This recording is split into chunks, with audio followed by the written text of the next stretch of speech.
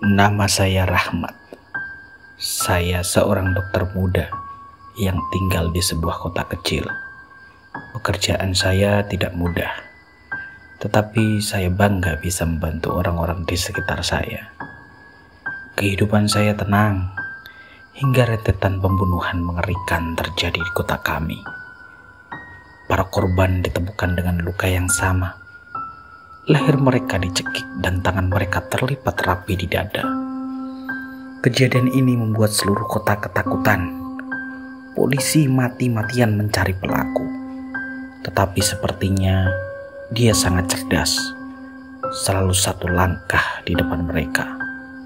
Saya sendiri ikut merasa waspada. Sebagai dokter, saya tahu banyak orang-orang. Dan saya bertanya-tanya, apakah saya mengenal pembunuh ini tanpa sadar? Malam itu, saya pulang larut setelah shift panjang di rumah sakit. Ketika melewati taman kota, saya melihat seorang pria berdiri di dekat pohon besar. Bayangan wajahnya samar, tetapi matanya menatap tajam ke arah saya. Dia tidak mengatakan apa-apa, hanya menatap. Saya pun merasa tidak nyaman. Akhirnya saya mempercepat langkah saya. Sesampainya di rumah, saya merasa ada sesuatu yang aneh. Ketika saya menyalakan lampu, saya menemukan sebuah catatan kecil di atas meja makan saya. Catatan itu berisi, "Kamu tidak seharusnya tahu." Saya mencoba melupakan kejadian itu. Berpikir mungkin itu hanya ulah iseng seseorang. Tetapi ketika saya tidur, saya bermimpi aneh. Dalam mimpi itu, saya berada di sebuah ruangan gelap, memegang sesuatu yang berat di tangan saya. Ketika saya melihat ke bawah, saya melihat leher seorang pria yang saya cekik dengan sangat erat.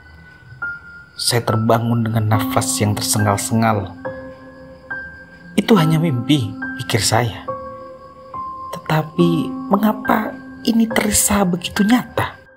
Di hari berikutnya, saya mendengar kabar bahwa seorang pasien yang saya tangani di rumah sakit telah ditemukan tewas. Luka di lehernya persis seperti yang ada di dalam mimpi saya. Saya mulai merasa takut. Apakah mungkin saya terlibat? Tetapi saya tidak ingat melakukan apapun. Tidak mungkin saya membunuh seseorang. Saya memutuskan untuk menemui seorang psikiater yang bernama Dr. Alif untuk membicarakan hal ini. Dia mengatakan bahwa mungkin saya mengalami stres berat dan itu mempengaruhi mimpi saya. Tetapi tatapan matanya seperti menyembunyikan sesuatu.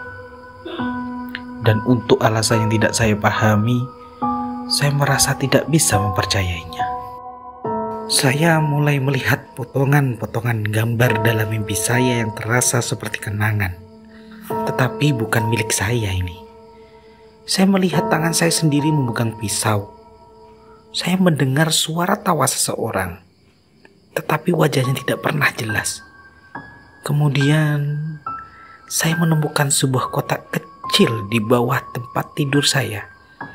Di dalamnya ada sarung tangan, ada tali, dan potongan-potongan kertas dari catatan medis pasien-pasien yang telah dibunuh. Bagaimana barang-barang ini bisa ada di sini? Saya pun merasa kehilangan kendali atas diri saya sendiri. Ketika saya melihat ke cermin, untuk sesaat saya melihat wajah lain. Wajah pria yang menatap saya di taman malam itu. Lalu saya menemukan rekaman dari kamera pengawas di rumah saya sendiri. Dalam rekaman itu, saya terlihat keluar rumah pada malam hari, membawa sesuatu di tangan saya. Tetapi saya tidak ingat melakukan itu semua. Di hari berikutnya, Dr. Alif memanggil saya untuk sesi darurat. Dia mengatakan bahwa saya mungkin menderita gangguan identitas disosiatif. Ada kemungkinan bahwa saya memiliki kepribadian lain yang mengambil alih tubuh saya ketika saya tidak sadar. Namun saya menolak percaya itu.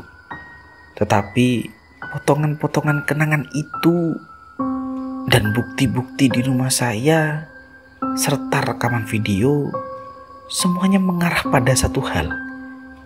Saya mungkin adalah pembunuh itu.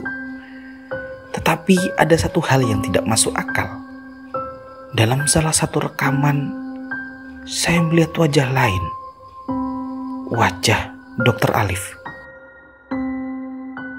Ternyata saya adalah eksperimen Dr. Alif. Dia menggunakan metode hipnotis untuk menciptakan kepribadian baru dalam diri saya, menjadikan saya pembunuh tanpa sadar. Dia ingin membuktikan bahwa dia bisa mengendalikan manusia seperti boneka. Ketika saya menghadapinya, dia tersenyum dan berkata, "Kamu tidak akan pernah bisa kabur, Rahmat, karena aku ada di dalam kepalamu."